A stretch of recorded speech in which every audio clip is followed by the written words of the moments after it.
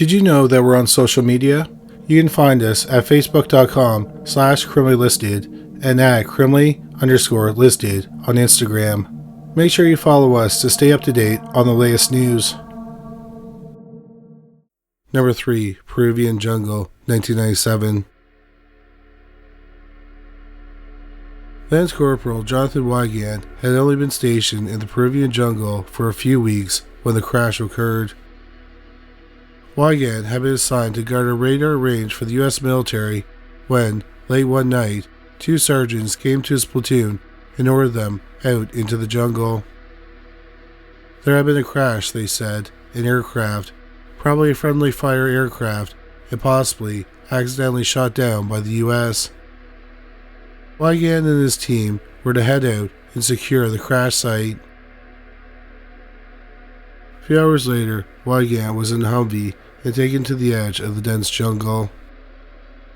From there, he and his men went on foot to the location they were given. But they didn't have any trouble finding the crash site. There was a huge gash in the land, Wygant told author Steve Greer in the book Disclosure. But, he added, there were no trees sheared off as in an airplane crash site.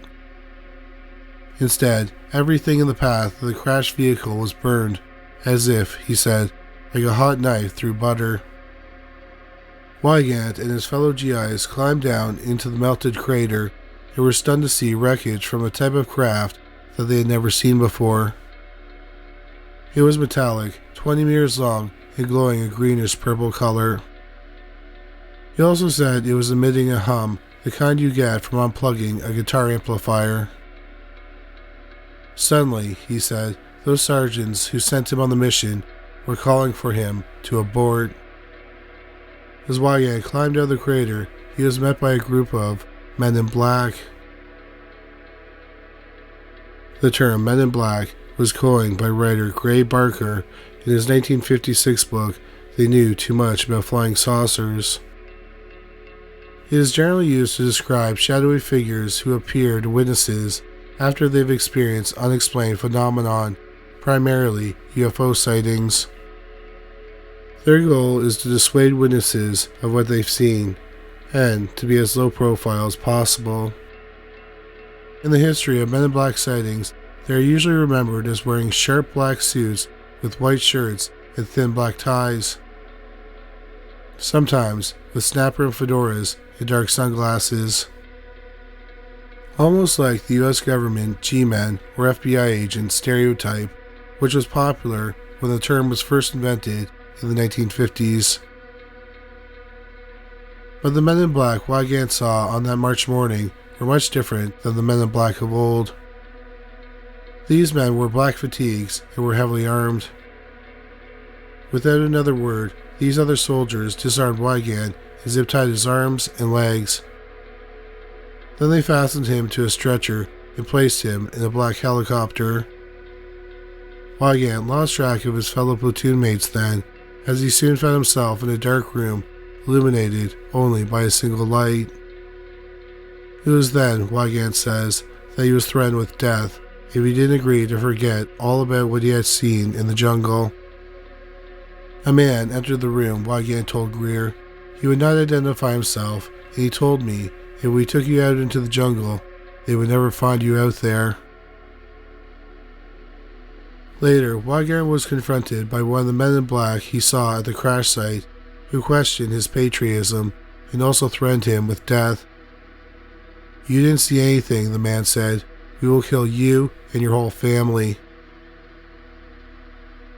About a year later, after Wygant had been sent back stateside, he approached one of the sergeants who had sent him on the mission in the first place. But the man was terrified for the safety of his wife and child. He refused to talk to Wygant about what they both saw that day. Wygant believes that what he did see that day was a military cover-up. He believes that the U.S. accidentally shot down an aircraft with a wayward Hawk missile. But, he stressed, the aircraft they shot down was not, quote, one of ours, unquote. It was not from Earth, he clarified. I knew when I looked at it. Despite those repeated threats of death from the men in black, Wagan eventually decided to come forward about what he saw that night in the jungle. "I think people need to hear it," he said. "Whether they agree with me or not is of no consequence. But men in black have not only showed up after close encounters with UFOs. Case in point. Number 2, Scotland, 1968. In the summer of '68, Alistair Baxter set up his camera on a tripod on the lovely shore of Loch Ness. By now, the procedure was old hat. Baxter had been visiting the lake for weeks and had tried several different locations and setups. He even tried to set up different times of the day, sometimes in the middle of the night. Like many, Baxter had grown fascinated by the idea of some kind of supernatural, or perhaps prehistoric, creature living in the lake. And he was determined to get a picture of Nessie as concrete proof of her existence. Yet, after his last day, and despite his hope against hope, the creature never emerged. And Baxter didn't shoot a single photo. So exhausted and defeated, he trapezed back to the tent he had set up during his stay at the loch. That night, Baxter was awakened by a hum in the air. The kind of hum that comes from some kind of high electrical current. Looking out his tent window at Loch Ness below, he was shocked to see a ball of energy floating above the water. After rubbing his eyes to make sure it wasn't his vision that was making him see this, Baxter rushed to grab his camera to take a photo of the phenomenon. But by the time he got outside, the ball of light was shooting up and away into the sky, and the hum dissipated along with a strange crackling energy. Baxter chalked up the vision to sleep deprivation, or perhaps tired eyes from having stared at a camera viewfinder for hours at a time over the past few weeks. He went back to sleep, thinking it had been some kind of dream. But the next morning eventually proved otherwise. It was then Baxter was greeted by 3 men dressed in dark suits. As they approached his campsite, Baxter remembered they seemed to be very serious, although at least one of them attempted what passed for a smile, an act that came out like a painful grimace, Baxter said, causing him to believe that these men were not familiar with how humans worked. Only one of the 3 men spoke, and he wondered if Baxter had seen or experienced anything out of the ordinary the night before. Suspicious of their intentions, Baxter lied, saying nothing strange had happened to him. Then, he said, the men looked at one another before the lead man in black told Baxter, quote, "We might return," unquote. But they never did. When Alistair Baxter came forward with his strange encounter with the men in black, he was shocked to learn it wasn't the first time they had been spotted around the lake. However, there was no one else to relate that story because it had happened 100 years before. According to paranormal researcher and writer Nick Redfern at MysteriousUniverse.org, the local legend goes that there was a man dressed in all black who patrolled the area all around the loch, and he had been well known to farmers in the area. 4 years after the events surrounding Alistair Baxter, it seems the men in black were not done yet. According to Redfern, legendary Nessie researcher Ted Holliday also had an encounter with a man in black at the lake in 1973. So the question becomes, what are these mysterious men trying to protect? A monster from below, or extraterrestrials from above? Number 1. Western Canada, 1981. On August 22, 1981, in Smoky Lake, Alberta, Canada, Patricia Wilson and her husband, Jim, noticed smoke rising from a field beyond their property. Changing into work clothes, the couple set out across the land to investigate. What they found shocked and puzzled them. It wasn't like a normal fire, Mrs. Wilson told the Canadian press at the time. It was a bright orange color and just mounds of cold ashes and a weird sulfur smell. The Wilsons called the Royal Canadian Mounted Police to come and write up a report about the so-called fire. An RCMP officer later told the CP, quote, "The ground was burned to a depth of 6 or 7 inches," unquote. And that ash in the field was gray-black with a crater-like surface. If you stepped into the ash, the officer said, you would sink to your ankles. The Wilsons grew more convinced that the fire and the crater were the result of UFO. There have been a few sightings of unidentified flying objects in the area recently, and this, they thought, was proof. Patricia Wilson believed that the UFO had landed in her backfield and then had taken off, leaving the burnt evidence behind. Of course, most people were skeptical of her story, much to Pat Wilson's chagrin. "I'm getting tired of people telling us we didn't see what we know we saw," she said.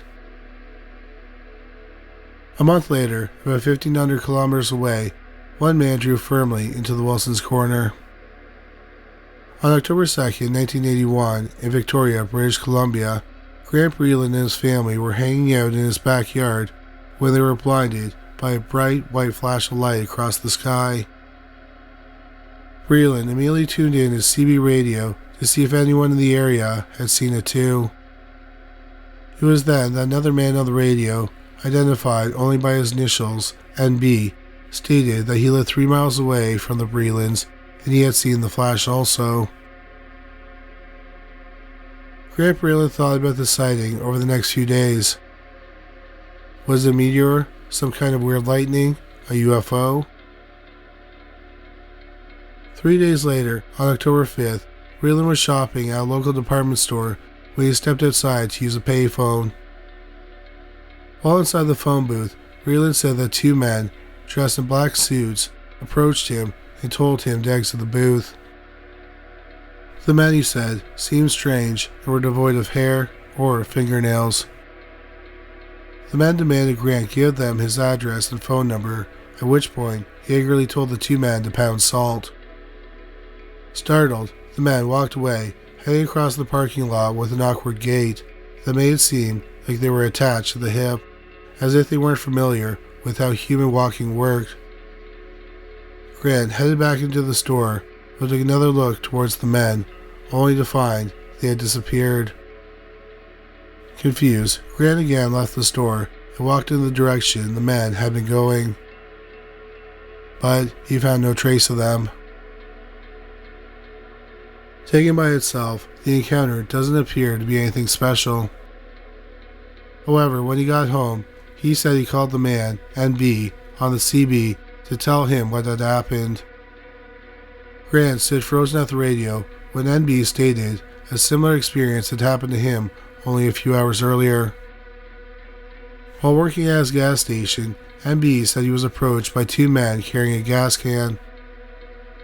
The men, NB said, were dark suits and were very pale. They seemed out of place, ordering what they called petrol instead of gas and handing over a massive wad of bills in which to overpay for it. They too wanted some information, which NB declined to provide. The men left, only to return a little while later with the gas can. They again asked for information, however, when they didn't get it, they gave the gas can back to NB and left the area. NB said that he was confused to find the gas can was still full. Both NB and Grant later reported suffering headaches after their encounters. The presence of these strange men doesn't necessarily prove what they saw was UFO, of course. However, a mere 6 days after their night sighting, a woman named Hannah McRoberts seemed to lend credence to both of their stories and that of the Wilsons in Alberta. It was on October 8, 1981, that Mrs. McRoberts and her family were vacationing on Vancouver Island when she pulled out her camera to take some snapshots of the area's beautiful mountains. After finishing the roll of film, she thought nothing more of it. Then she got the pictures developed and was shocked to see in one of these photos there appeared to be an unidentified object, plain as day. The McRoberts family was not visited by the men in black after their encounter. Perhaps by that time they figured any kind of containment had been too late. Thank you so much for watching this video. We hope you found it interesting. If you did find it interesting, please make sure you subscribe. We'll have a new video about the paranormal every week. If you just discovered this channel, please make sure you check out our other channel, Criminally Listed. We have over 325 videos featuring bizarre but true crime stories. You can find it at youtube.com/criminally listed. We also have a podcast about cold cases that were eventually solved called Criminally Listed Presents Into the Killing. You can find it on Stitcher, Spotify, Amazon Music, and anywhere you find great podcasts. But that's all for today. Thanks again for watching.